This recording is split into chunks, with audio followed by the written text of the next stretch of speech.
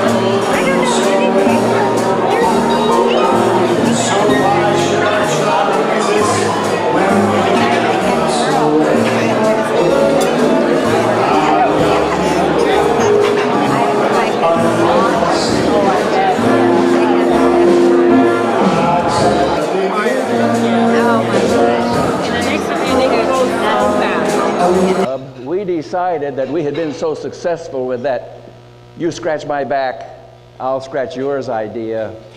We owed something back to the community. And so it was, the first community service project was developed by the Rotary Club of Chicago. Oh, the merchants and the saloon keepers weren't happy about the idea because it meant that the people of the area wouldn't have to go into their establishments, but Rotary prevailed. And the first community service project was public toilets for the people of Chicago. Well, in 1917, Arch Clump was president of Rotary International. Now, Arch had an idea that I didn't fully understand. He thought there should be a foundation that would be dedicated to world peace and understanding through various charitable and educational contributions. Well, he took his idea to the board, and in 1918, the first contribution was made to the foundation of Rotary International. $26.50. Money that was left over from the International Convention in Kansas City. Well, you can imagine the foundation didn't fare too well for many years. 1918, the world was emerging from a great war. Following that, a Great Depression. And after that, another World War. You know, it's probably a good thing I died when I did.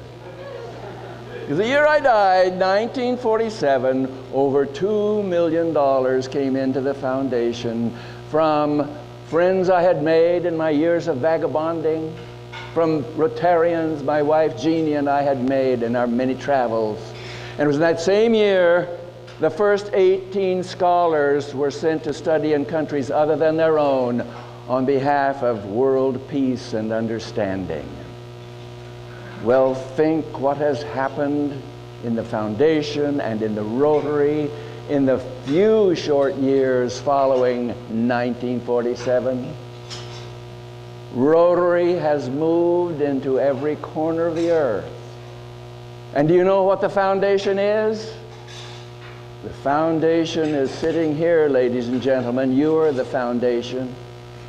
Those of you who are Paul Harris Fellows, contributors to the Permanent Fund, benefactors, you are the foundation of Rotary International. It is because of you, who may not walk yourselves into other parts of the world. Make it possible for people to go into every corner of the earth to get rid of disease and to help make the world a better place.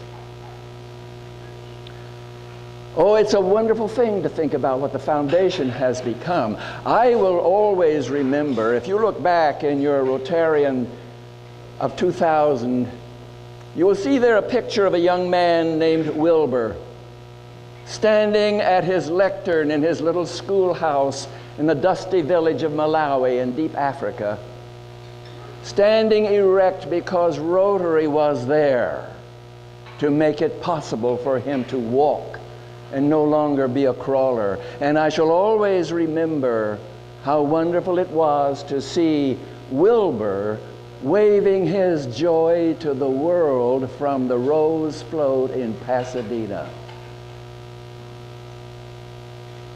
Well, some of you may remember my friend Sir Harry Lauder. He was a Scottish folk song and ballad singer. He was a Rotarian. And he made this beautiful word picture when he said, "I have likened Rotary to a light. And a wonderful thing it is to have a light, a beacon in front." I was traveling all one dreary Sunday, and in the gloaming of the evening, sitting in my hotel room and looking out the window, I saw a lamplighter coming down the darkening street, putting his pole in the lamps as he came. And I thought, he is doing a wonderful thing. He is lighting up the way so the wayfarer may walk without falling. Well, Rotary is like that light. Encourage your sons and your daughters and your spouses and your business associates and your neighbors to join you on the road of Rotary. For soon some of you will be walking off that road, and it'll be a wonderful thing to know that others are following in your footsteps and following with enthusiasm. Well, the glow is getting brighter in the world.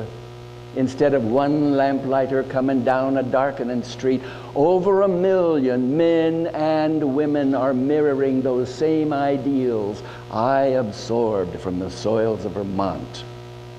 Ideals I absorbed from my grandparents, and they from many grandparents ago. The ideal of service and toleration. Can you imagine what it would be like in your community were it not for Rotary? The wonderful fellowship that you enjoy with one another in your weekly meetings. The wonderful things that you do when you join hands with other Rotary clubs in your area. Your community service, your international service. Oh, it's always wonderful to be with men and women who are willing to lend a hand and who believe in the ideal service above self.